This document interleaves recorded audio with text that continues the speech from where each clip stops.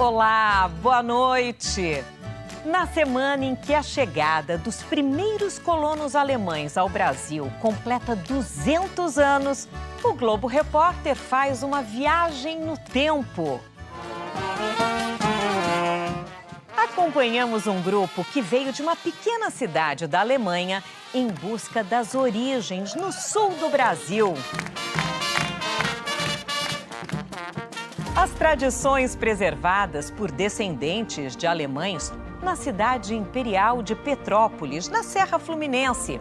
Até a construção do palácio de Dom Pedro II contou com mão de obra germânica. Que legado deixaram os imigrantes para o desenvolvimento da nossa indústria? E a conexão solidária motivada pelas enchentes no Rio Grande do Sul? A nossa viagem começa na região de onde saíram os primeiros imigrantes, há mais de 2 séculos. Hunsrück, uma região de serra muito verde. Fica no sudoeste da Alemanha, o país mais rico da Europa. Região que hoje é conhecida pela produção de energia eólica. Além da natureza exuberante, a arquitetura típica chama a atenção, com as casas cobertas de ardósia.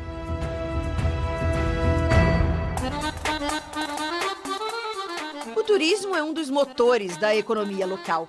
Os visitantes conhecem algumas curiosidades da época em que os alemães deixaram o lugar para emigrar para o Brasil. É uma forma que a comunidade tinha de comunicação. É o sino, então, em cima do Backhaus, né? Parece uma igreja, né? Mas na verdade é só uma casinha de fazer o pão, né? Há 8 anos, a gaúcha Solange guia brasileiros por aqui. Gente interessada não exatamente nas belezas do lugar, mas nas próprias origens, como a Solange mesmo. Ela faz parte da 6ª geração de uma família que partiu do Hunsrück para o Rio Grande do Sul. E esses são trajes típicos da época do Hunsrück, da época que nossos antepassados emigraram. As mulheres se vestiam normalmente dessa forma e os homens também. O vilarejo de Gellweiler tem menos de 300 habitantes. Foi cenário para o filme alemão A Outra Pátria, Crônica de uma Saudade, que conta a história de uma família que decidiu emigrar para o Brasil no século XIX. Der Sonne folgen, wenn sie hier untergeht. Para quem não conhece a história, é difícil imaginar o que levou tantos alemães a deixarem para trás o que hoje é um dos países mais desenvolvidos do mundo em busca de oportunidades numa terra tão distante. Vamos visitar uma das casas do vilarejo e entrar numa espécie de túnel do tempo. Por dentro, a maior parte das estruturas antigas ainda está preservada ou mantém as características originais. O Heribert mostra como esse povo vivia há 2 séculos. Denn sonst war es im ganzen Haus immer bitterkalt. Ele está explicando que na época não tinha aquecimento. Então o cômodo mais quente era aquele quarto ali que fica ao lado da cozinha, justamente por causa do fogo. E aí quem acabava dormindo ali eram as pessoas doentes ou mais velhas. Leder vernäht. Ele está mostrando aqui como era o sapato de antigamente. Aqui de madeira e aqui de couro. Wenn man jetzt hier sieht, o Heribert conta que os sapatos eram grandes porque tinham que servir em todas as pessoas da casa. E podia usar do lado direito ou lado esquerdo, porque era uma forma só. Era uma vida muito dura, que ficou ainda mais difícil com uma crise climática, que teria sido provocada pela erupção de um vulcão na Indonésia.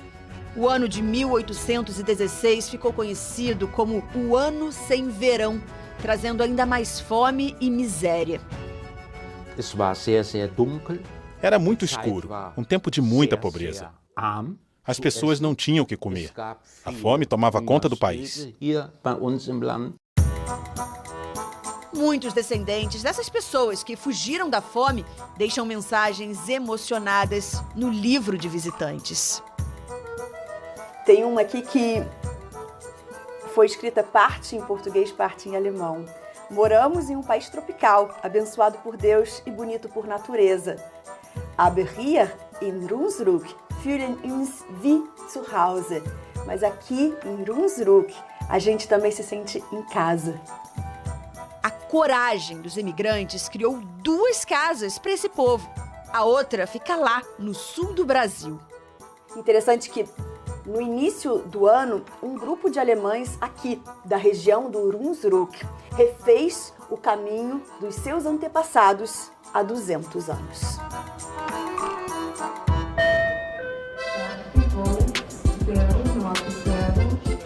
Porto Alegre, fevereiro de 2024, muito antes das enchentes que fecharam o aeroporto.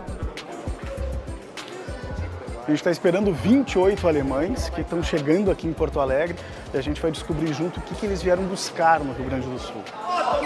Mein lieber Freund, herzlich willkommen. Tudo de bom, mein lieber. Alguns já vieram várias vezes, outros estão aqui pela primeira vez. Antes de seguir para a cidade de Igrejinha, eles dão uma rápida passada por Porto Alegre. Das ist das Mercado Público, Marktplatz. Kleberson é o guia. Descendente dos primeiros imigrantes, fala o mesmo dialeto que os visitantes. Guaíba, heißt das. Fluss Guaíba. Otto conta que a viagem demorou 22 horas. Quando os imigrantes vieram, foram meses até chegar ao destino. Imaginar sair da sua terra, sair do seu estado, sair do Hunsrück e vir de lá num barco até aqui, desembarcar aqui e aí ter que enfrentar tudo que eles enfrentaram aqui, sem saber exatamente o que seria, como seria. O primeiro grupo de alemães chegou em 1824. Eles ficaram hospedados na Real Feitoria do Linho Cânhamo, hoje São Leopoldo. As levas de imigrantes que vieram depois foram ocupando o Vale do Rio Paranhana e fundando novas cidades, inclusive Igrejinha, que é o nosso destino. Igrejinha tem hoje 40 mil habitantes. No século XIX, o único prédio era este casarão, conhecido como Casa de Pedra. Esse prédio foi o começo de tudo. Isso, aqui então que os alemães chegavam aqui nessa região, onde tinham as mercadorias, né? Nós temos o rio aqui próximo, então era um ponto de referência a Casa de Pedra. Os imigrantes vinham de São Leopoldo para, né, aqui a região e tinha referência Casa de Pedra, que era o único bem, né, o único imóvel, né, de pedra aqui nesse espaço. Marga tenta imaginar como foi a construção de tudo isso aqui. Foi com muito esforço e trabalho duro para conseguir um novo lar. Na parada da prefeitura de Igrejinha, eles encontram um painel de um lugar bem conhecido. A cidade de onde vieram, Zimien, que também fica no Hunsrück. A imagem pintada na parede reproduz uma pintura do século XVII. A torre lá no canto é chamada de Bastião. Era a antiga cadeia. De lá tem uma vista linda da cidade. Na Idade Média, a cidade de Zimien, hoje irmã de Igrejinha, era uma cidade importante. Andréia mostra o lugar onde mora. Lá em cima, atrás da igreja.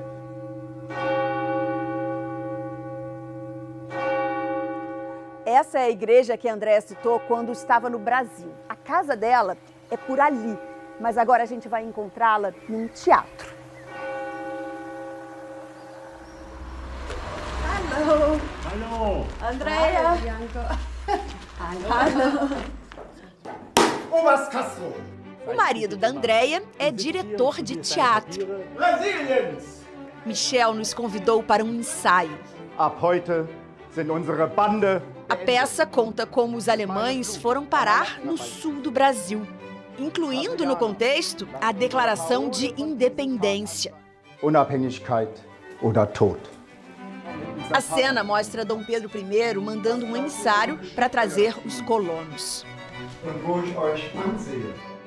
Para o diretor, os 200 anos da imigração são a oportunidade de contar essa história.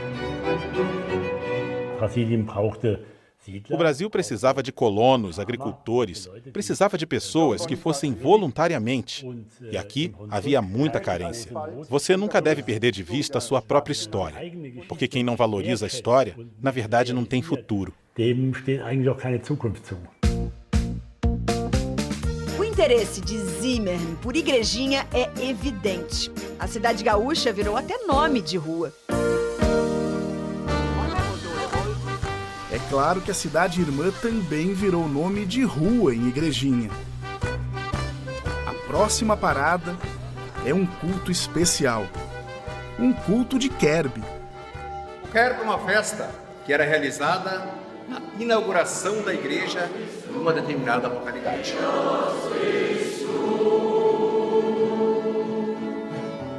O primeiro prédio que as famílias de imigrantes construíram era um galpão. Dormiam aí, todos juntos.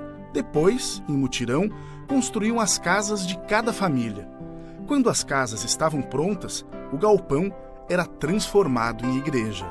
Era feito um culto de Kerb, o culto da inauguração da igreja. E depois, uma grande festa, que se repetia todos os anos. Aqui do lado de fora, o grupo é esperado pela Retreta, que é esse pessoal de uma banda típica alemã. Eles vão acompanhá-los para uma grande festa. O cortejo deixa a igreja para trás e percorre as principais ruas da cidade.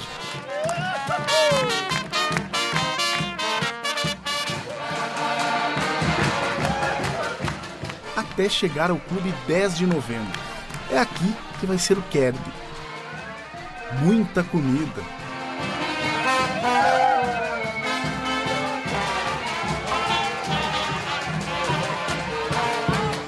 Música alemã.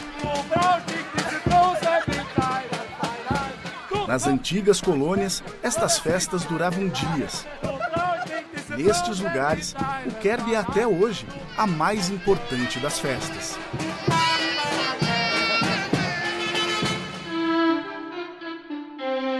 Do outro lado do Atlântico, as notícias demoravam a chegar. O que estava acontecendo com os emigrantes depois que se foram? O Museu Hunsrück, o principal de Zimmern, reuniu curiosidades. Entre os objetos que os primeiros alemães teriam levado para o Rio Grande do Sul está um espeto. Auf Portugiesisch es heißt espeto. Definitivamente houve uma troca. Claro que as pessoas aqui dizem que nós inventamos, mas os brasileiros dizem que foram eles. Um belo exemplo de intercâmbio cultural. No fim, todo mundo está orgulhoso do seu próprio churrasco. O mais impressionante é que aqueles alemães bem simples faziam parte da primeira geração que sabia ler e escrever. Aqui tem cartas originais escritas há praticamente 200 anos. Aqui tem uma troca de mensagens muito emocionante, porque pai e filho, pai no Brasil, filho aqui na Alemanha, eles ficaram 4 anos e meio sem ter notícias um do outro. E aqui o pai fala: meu amado filho, eu tô tão feliz de finalmente ter notícias novamente.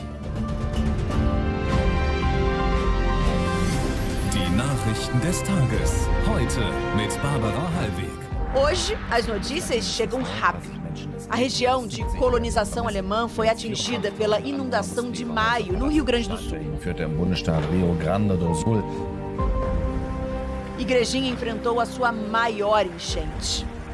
O que vimos foram pessoas profundamente tocadas. Das ist tot, das ist seelenlos. Das hoffe ich, dass das Brasilien nicht passiert. É muito difícil reconstruir as coisas, a vida social, os sonhos dos jovens. Tudo se perde na água e por isso me emociona muito tudo que o Brasil está agora sofrendo. Constitutioneller Kaiser von Brasilien. Agora, a peça de teatro vai ser usada para arrecadar fundos. E a pequena Zimmern se mobilizou para ajudar a sua irmã no Brasil. Eu estou em lágrimas.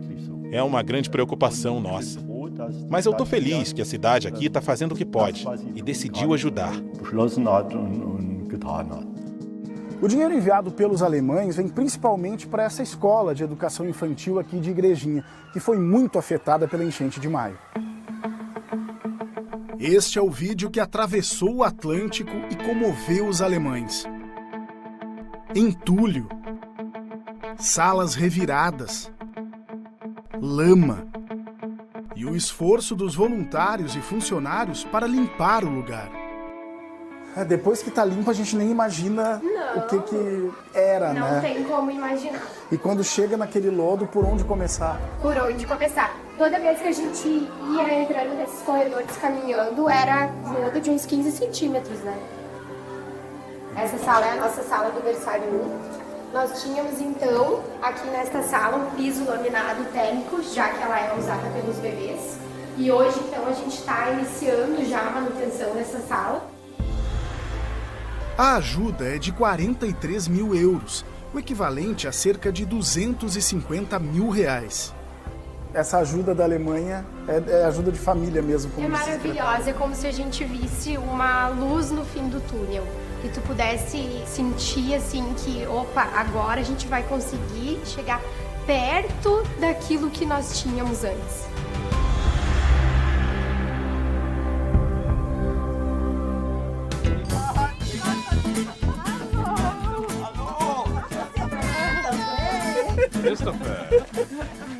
Com esse abraço, né? Oi? Você também me dá um abraço? Não? Ele é alemão mesmo. Há algumas semanas, Kleberson foi visitar os amigos Otto e Marga, que juntos organizaram um grupo que foi ao sul. Eles que nos acolheram com muito capricho e cheios de abraços. E um beijo. Beijo em alemão é Kuss. E abraço é Umarmung.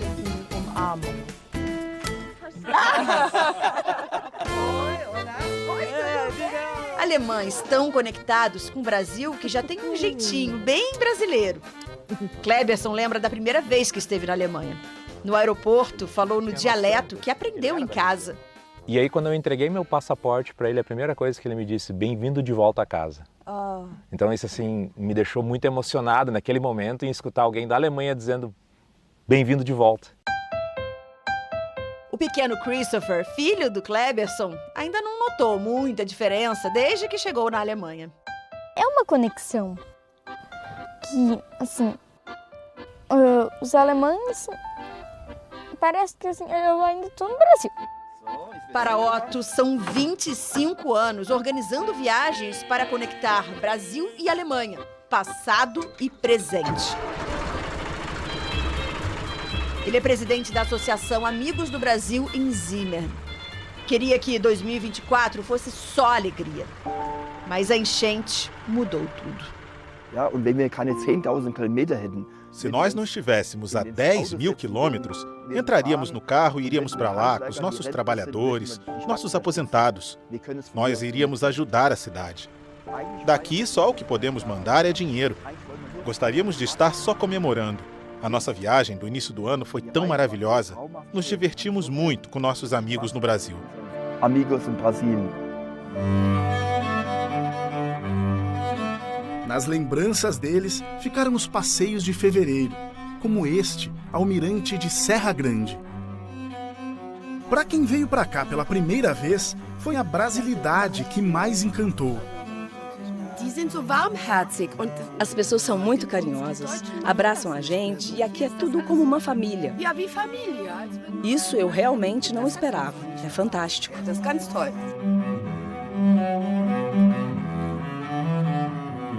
Laços que se renovam. Em 200 anos de história. Daqui a pouco, a delícia dos doces alemães. Olha só. Isso é muito bom. E o conhecimento que os imigrantes trouxeram na bagagem e que ajudaram a desenvolver o país.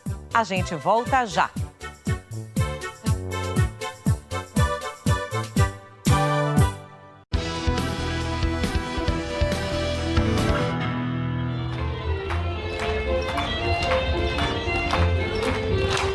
Petrópolis. A cidade imperial foi um dos primeiros lugares no Brasil a receber imigrantes germânicos.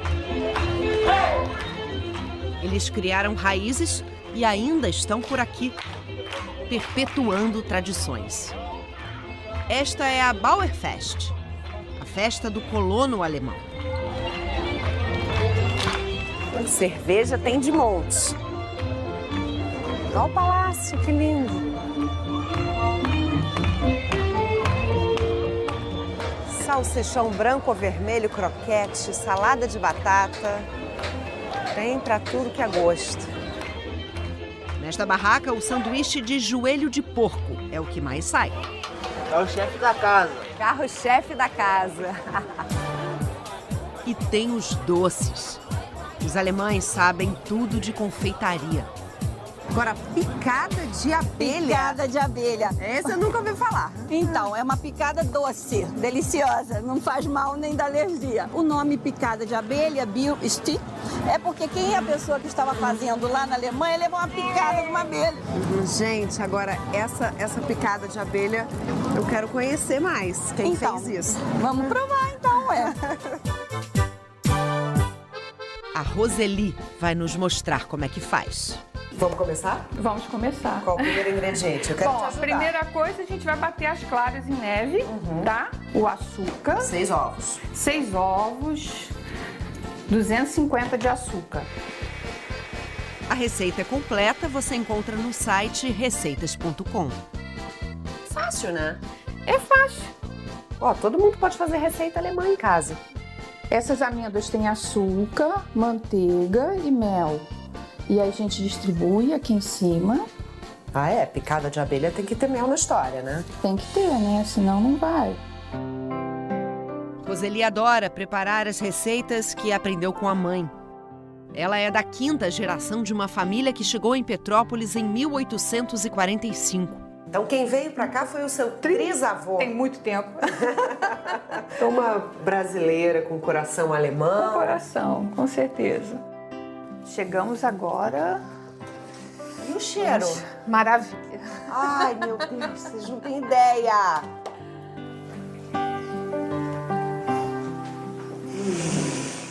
Gostou? Olha, isso é muito bom. Essa picada de abelha tá valendo, né? Não, Tá. não dói não, né? Não, essa não dói.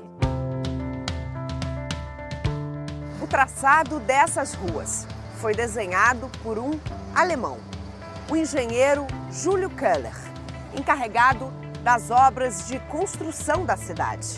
O fundador de Petrópolis foi também responsável por trazer tantos alemães para cá. A primeira leva chegou quase que por acaso.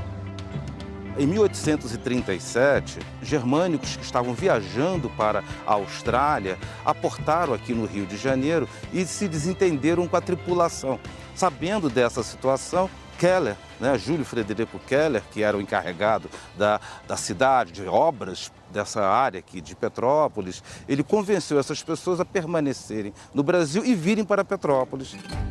O diretor do Museu Imperial tem orgulho de preservar e incentivar o conhecimento dessa história. Aqui estão guardados documentos que mostram o interesse da família imperial em substituir a mão de obra escravizada pela europeia.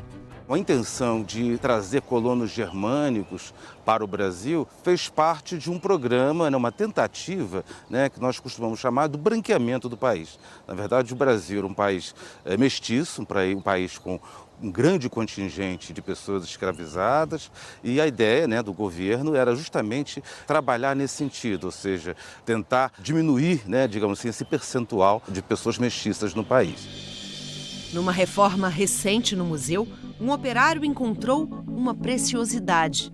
Ele retirou a peça e percebeu uma inscrição e trouxe.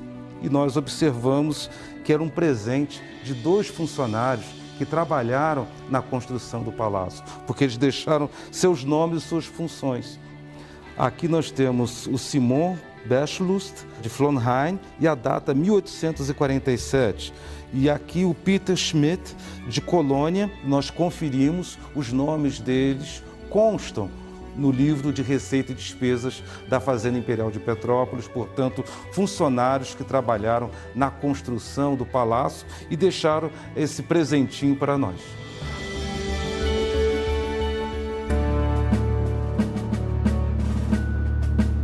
Poucas coisas são tão simbólicas da imigração alemã como as casas em Enxaimel. Elas são o legado arquitetônico dessa história. Mas quando veio a Segunda Guerra Mundial, qualquer referência à Alemanha passou a pegar mal também por aqui. E o Enxaimel caiu no esquecimento. Até falar em alemão, costume entre os descendentes, passou a ser reprimido pelo governo de Getúlio Vargas.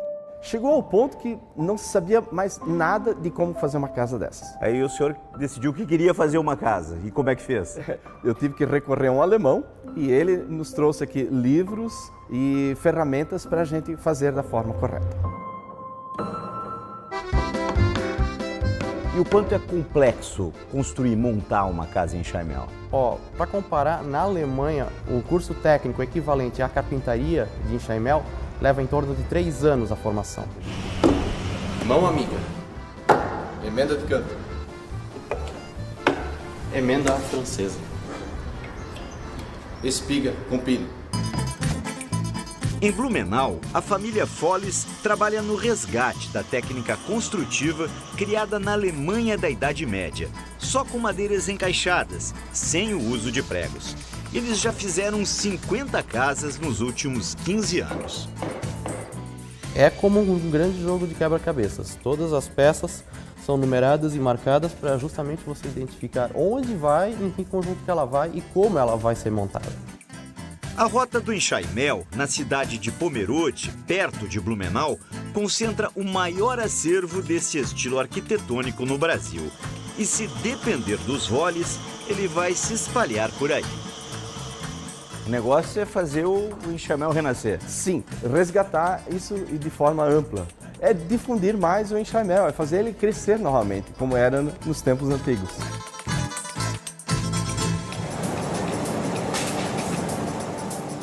Tem coisas que são feitas do mesmo jeito há muito tempo. A arte secular de soprar uma bola incandescente de vidro é uma delas. Chegou ao Brasil pelo Vale do Itajaí com cristaleiros alemães. O legado segue vivo nesta fábrica em Pomerode, com a habilidade de sopradores como o Denis. Quanto fazer cristal é tradição da sua família? Isso veio do meu avô, passou por meu pai, do meu pai passou por meus tios, meus primos, e eu sou o último da linhagem. O último vidreiro. Vamos ver se o meu filho vai seguir essa carreira também. O que a gente faz é arte. Uma arte coletiva, com muitas habilidades, né? Exige concentração. Concentração. Se faltar concentração, a gente perde a peça, né? Não se forma um soprador de cristal da noite para o dia. Menos ainda de um minuto para o outro. Bem difícil você conseguir. Um exemplo é você pegar uma vela, acender ela e ficar soprando, que a chama deite e não se apague. Isso é tentar soprar uma pedra. Os sopradores dão forma ao bojo de copos e taças. Gambistas habilidosos fazem as hastes e os pés. As peças vão para um forno, onde a temperatura é regulada. Aí entra o talento dos lapidadores. Todo o processo do cristal artístico leva até 4 horas. E eu amo demais. É a profissão que mais, assim, ó, eu não tenho muitas palavras, mas me deu uma família, eu consegui uma casa, criar tudo que eu tenho graças ao cristal. O cristal me deu tudo para mim. E eu não me vejo sem o cristal. Nossos antepassados aprenderam, passaram para nós e agora a gente tem o privilégio de passar essa chama para o restante, né, para o pessoal mais novo. Esta historiadora conta que os imigrantes que vieram para a colônia de Blumenau tinham conhecimentos que ajudaram no desenvolvimento da região. E foi assim também em outros povoamentos alemães pelo país. Vieram oleiro, carpinteiro, o veterinário, o médico. E, naturalmente, no primeiro momento, o que eles desenvolveram? Ser o colono, lidar com a terra, a sua subsistência. A partir do momento que eles vencem essa etapa, eles passam a pôr em prática aquilo que sabiam fazer. E esses saberes são os embriões das nossas cidades e das nossas empresas. Foi o que aconteceu em Jaraguá do Sul, no norte de Santa Catarina, quando 3 amigos descendentes de imigrantes juntaram forças. O meu pai, seu Ego, era um bancário, mas com cabeça de administrador. Ele conhecia o seu Geraldo, um mecânico de mão cheia. E o seu Verna era um amigo eletricista na cidade. Um dia os 3 num bar, no final do expediente, conversando, não tinha cerveja gelada. O motor ia demorar 3 dias para vir de São Paulo. Tá aí, vamos fazer uma fábrica de motores? Mas tinha um problema. Como fabricar motores elétricos numa cidade que vivia basicamente da agricultura? O modelo veio da Alemanha. Criaram uma escola para ensinar os filhos de produtores rurais e de comerciantes. Os 3 fundadores iam nas escolas municipais e convidavam os alunos para vir no segundo turno para aprender elétrica, mecânica e eletrônica. Assim, formar as pessoas. Eu fui aluno da primeira turma. A Estela fez o curso de eletrotécnica. Foi a primeira da turma de 98. Na minha época eram só 4 meninas e agora, olha só, temos várias meninas. Está muito diferente, está muito legal. Agora ela é gerente de projetos internacionais. Aquela menina está viajando bastante agora, né? Sim, eu posso dizer que aquela menina que sonhava em viajar o mundo, hoje está viajando bastante como engenheira. Essa relação íntima com a Alemanha, principalmente no início, foi fundamental para moldar o nosso modelo de gestão e formação de pessoas, para o nosso desenvolvimento tecnológico e também o nosso desenvolvimento de mercados. A seguir, o naturalista alemão que viveu em Santa Catarina e ajudou a descrever a riqueza da biodiversidade brasileira. É já já.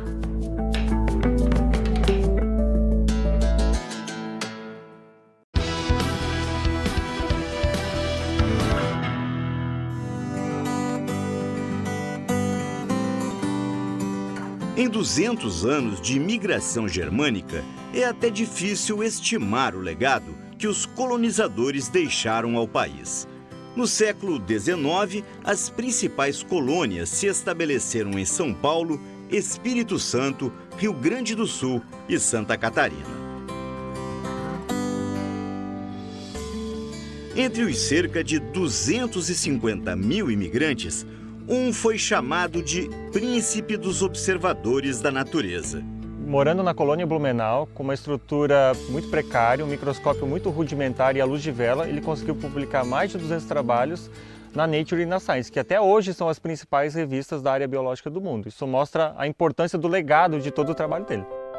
Ele era Fritz Miller, que veio viver na recém-fundada colônia de Blumenau, província de Santa Catarina. O ano era 1852. Ele é formado em filosofia e em medicina, portanto um intelectual, né? E vem viver como um colono aqui. Isso, ele tem que derrubar a mata, plantar aipim, plantar verduras para sustentar a família, numa estrutura inexistente, né? Ao mesmo tempo encontra essa floresta linda aqui. E que acaba instigando ele e ele vai se tornar no futuro um grande observador e descritor dessa natureza. E fez isso andando com os pés descalços na Mata Atlântica do Vale do Itajaí. A certa altura, foi convidado para ser professor de Ciências Naturais em Nossa Senhora do Desterro, atual Florianópolis. E aqui em Desterro chega às mãos do Fritz Miller um livro chamado A Origem das Espécies, do Charles Darwin, que é um dos livros mais importantes da história da humanidade. E a partir daí, tudo muda para o Fritz Miller. Fascinado, o naturalista começa a observar os crustáceos para testar a nova teoria. Isso aqui é uma craca e isso aqui é um camarão. E o Fritz Miller é a primeira pessoa no mundo que descobre que esses dois organismos têm o mesmo tipo larval, o que é uma evidência, portanto, que os crustáceos têm um ancestral comum e isso é congruente com a teoria da evolução. Os estudos foram reunidos no livro Para Darwin, em que Fritz Miller apresenta uma série de argumentos a favor da teoria da evolução das espécies. O Darwin ele fica encantado com esse livro, ele paga a tradução deste livro para o inglês e aí começa uma intensa correspondência entre o Fritz Miller e o Charles Darwin. E é nessa época, né, que o Darwin dá esse apelido muito carinhoso para o Fritz Miller de o príncipe dos observadores. E essa correspondência vai durar até a morte do Darwin, é Vai isso? durar até a morte do Darwin em 1882. Tudo isso chamou a atenção do Museu Nacional no Rio de Janeiro, referência na produção científica no Brasil Império. Fritz Miller foi contratado para o cargo de naturalista viajante. Ele já estava com 54 anos e só então teve condições financeiras para se dedicar exclusivamente ao que mais gostava de fazer: pesquisar a fauna e a flora de Santa Catarina.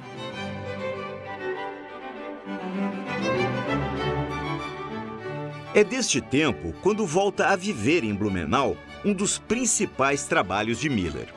Ele observou que essas borboletas, que são espécies e gêneros diferentes, elas têm um padrão de coloração muito parecido. E todas essas borboletas têm um gosto muito amargo para as aves. Isso evita que elas sejam predadas. Os cientistas modernos chamam esse fenômeno de mimetismo milleriano em homenagem a Fritz Miller. O naturalista dos pés descalços nunca retornou à Alemanha. Morreu aos 75 anos. Está enterrado ao lado da mulher e das filhas no cemitério luterano de Blumenau.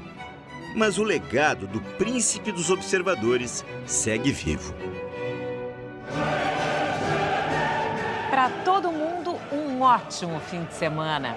E até o próximo programa.